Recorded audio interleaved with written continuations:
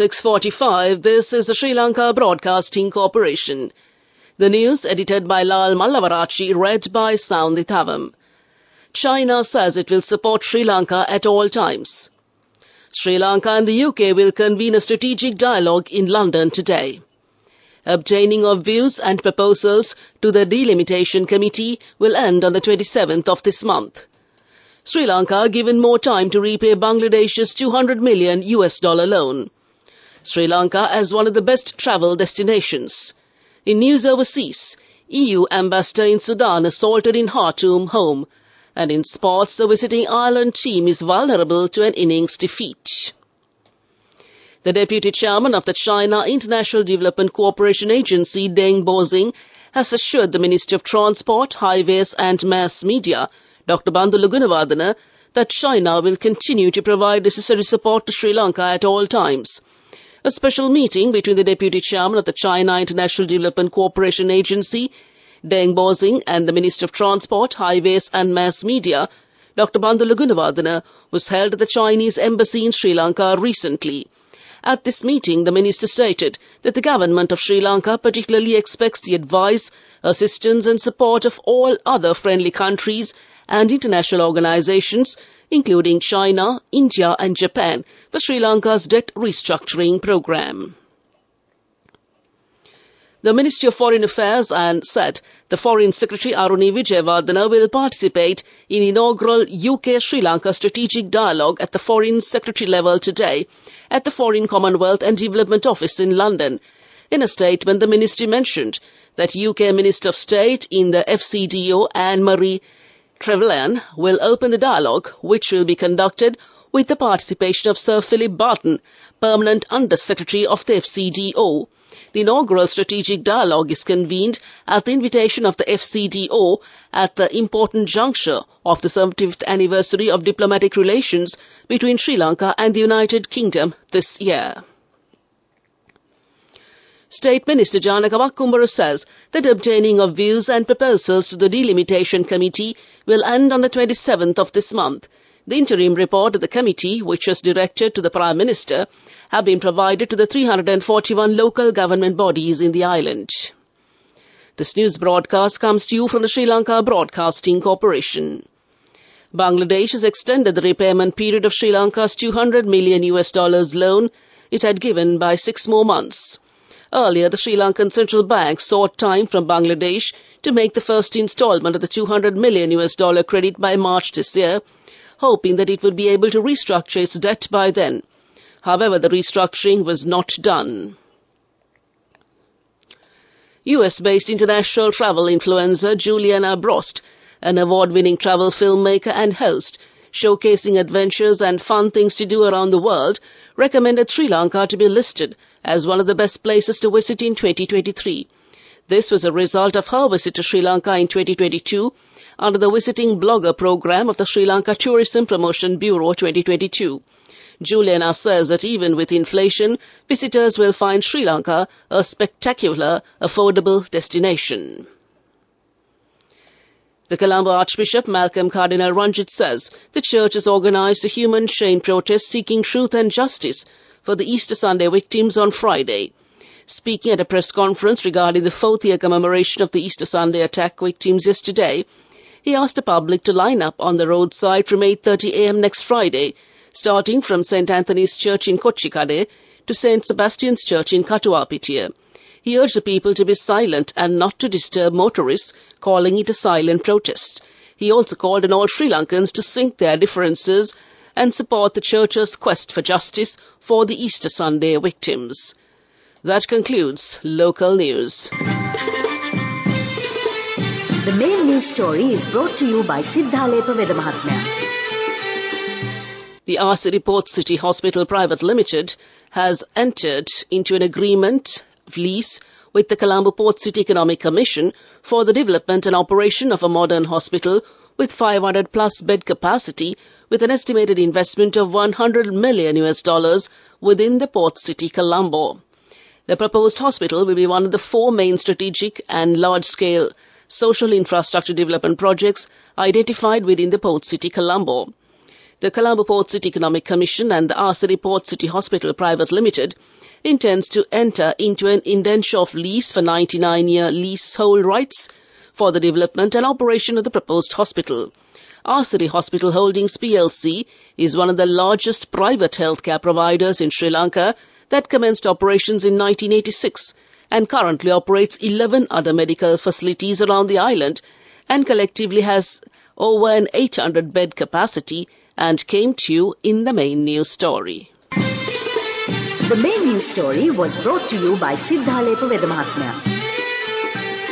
On to Watchlight, the Met Department has issued extreme heat weather advisory, particularly for Kilinochchi, Vavuniya, Mullaitivu, Mana, Anuradhapura, Kurunegala, Monaragala and the Hambantota districts.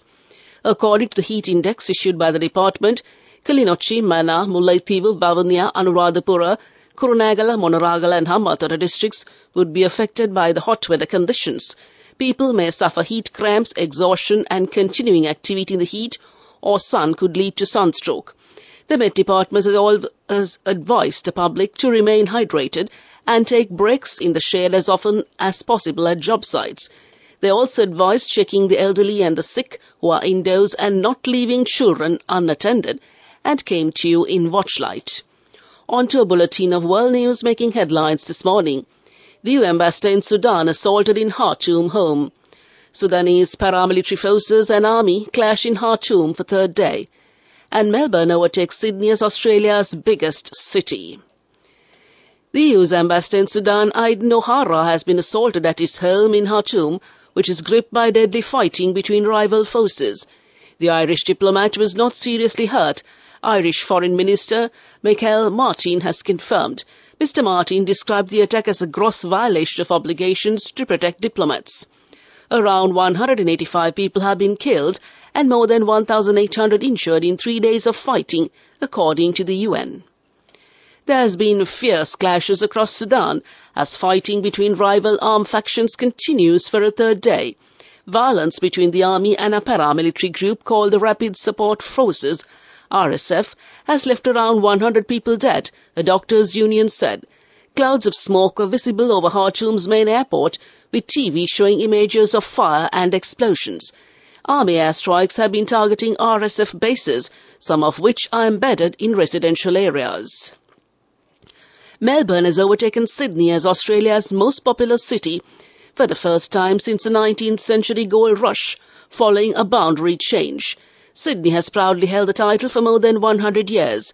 But with the populations rapidly growing on Melbourne's fringe, the city limits have been expanded to include the area of Melton. The latest government figures from June 2021 put Melbourne's population at 4,875,400. That is 18,700 more than Sydney. And back to the headlines of the world news. The EU ambassador in Sudan assaulted in Khartoum home. Sudanese paramilitary forces and the army clash in Khartoum for the third day. And Melbourne overtakes Sydney as Australia's biggest city. With that, we conclude this bulletin of world news. Development news. The Road Development Authority RDA says that the revenue generated from the expressway tolls within the last weekend exceeds 70 million rupees. Accordingly, the total number of vehicles that had used expressways within the 48-hour ending at midnight last Sunday was 256,225, according to the RDA. In general, the number of vehicles using the expressways is around 90,000 per day, while the total income generated per day is nearly 25 million rupees, and came to you in development news. And moving on to sports, it's cricket. Today is the third day of the first test match against visiting Ireland, being played in the Galle International Stadium. Sri Lanka batted first and declared their innings at 591 for 6. In reply, Ireland were reeling at 117 for 7 at stumps of the second day. Ireland still 474 runs behind the Sri Lankan total, with 3 wickets in hand in the first innings. And that's sports news. We take a look at business news next. Go ekak tiyana youth ekata life ekේ change ekata niyamata set wenna as wahagena dagapu gina habe karanna youth ekata niyamata set wenna friendship එක menna. The all new NS NSB Ithru account. NSB IM, a plan for your dream.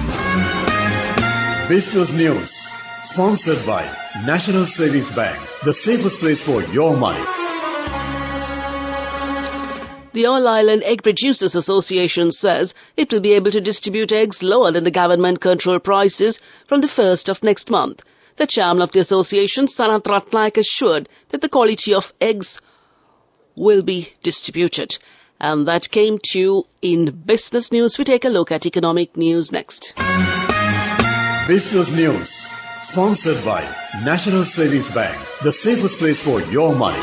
Go ekak thiyana youth ekata life ekේ change ekata niyameta set wenna as wahagena dagapu hina habe karanna youth ekata niyameta set wenna friendship ekaka menna. The all-new NSB Ithru account. NSB IM, a plan for your dream. On to economic news, the consumer confidence in Sri Lanka saw significant improvement in March despite pessimistic sentiment overall, suggesting the country's agreement with the International Monetary Fund IMF has lifted perceptions, a survey has found.